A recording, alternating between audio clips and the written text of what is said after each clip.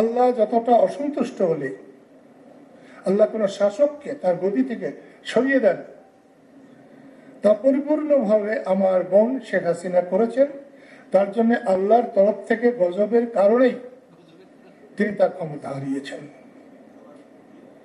যতগুলো মানুষ ৫ তারিখে বেরিয়েছিল, আমার টাঙ্গাইল শহরে বাড়ি, আমার বাড়ির পাশের রাস্তায় যে মানুষ আমি দেখেছি, টাঙ্গাইল শহরে ৭২-এর পরে বঙ্গবন্ধুকে যেদিন আমি অস্ত্র দিয়েছিলাম, তার আগে এবং পরে, এই ২৪ জুলাই আন্দোলনের আগে কোনো দিন অত মানুষ হয় নাই।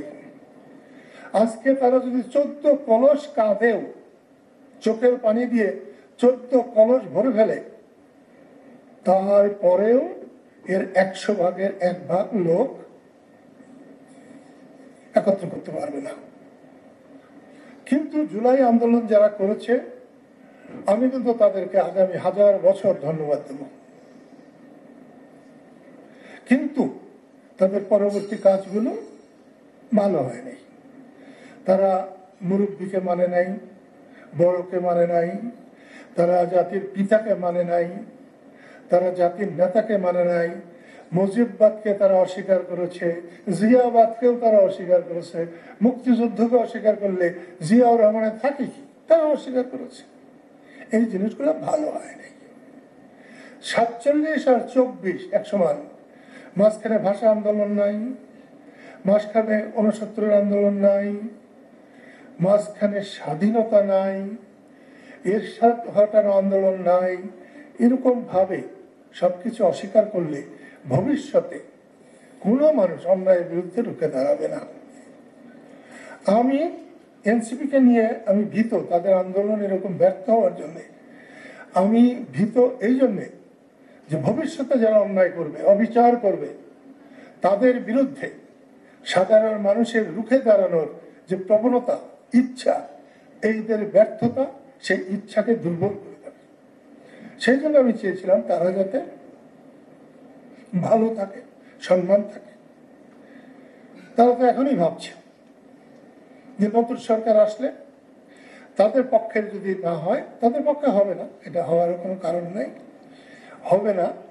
তাহলে তারা যে আন্দোলন করেছে, তাদের এই আন্দোলন তাদের ত্রুটি হিসাবে, দোষ হিসাবে ধরে নিয়ে তাদের শাস্তি দেওয়া যেতে পারে। আমাকে কেউ জিজ্ঞাসা করলে আমি কিন্তু বলবো, এই আন্দোলনের জন্য কাউকে শাস্তি দেওয়া ভাবিকালের জন্য অন্যায় হবে। পরবর্তী যে কোনো কাজের জন্য শাস্তি হবে। টাকা তুলেছে শাস্তি হবে, মানুষকে মেরেছে শাস্তি হবে, বঙ্গবন্ধুর বাড়ি পুড়েছে এর জন্য ভাঙছে, এর জন্য তো শাস্তি হবে।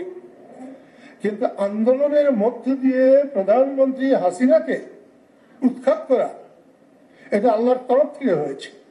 তাই শাস্তি দিতে হলে আল্লাহকে শাস্তি দিতে হবে। এটা খুব সহজ কথা না।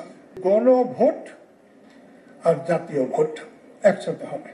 হোক, গণভোট আপনারা করবেন। গণভোটে যদি ৫% ভোটও না পড়ে, কারণ জাতীয় নির্বাচনের দিকে গণভোটের জন্য কেউ যাবে না, কেউ তাকাবে না। একটা মানুষ গণভোটের জন্য বলতে যাবে না।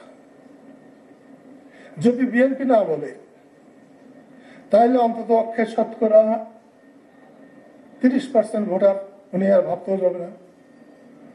আওয়ামী লীগকে যদি ইলেকশন করতে না দেন, তাহলে আওয়ামী লীগের 43-44% সমর্থক, তারা এদিকে ফিরেই তাকাবে না।